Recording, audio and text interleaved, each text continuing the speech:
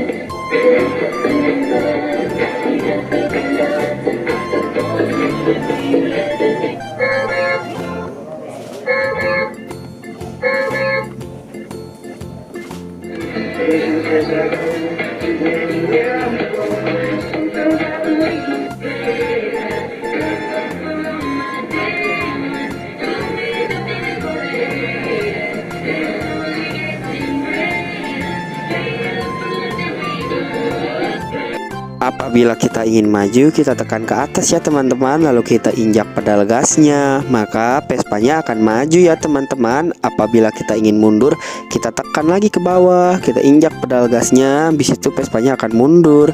Lalu apabila kita ingin stop, kita ke arah tengahkan ya teman-teman seperti ini.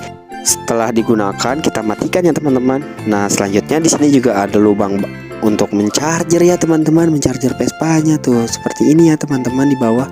Nah, di sini juga lampunya bisa menyala loh teman-teman. Bagus kan teman-teman, lampunya seperti itu.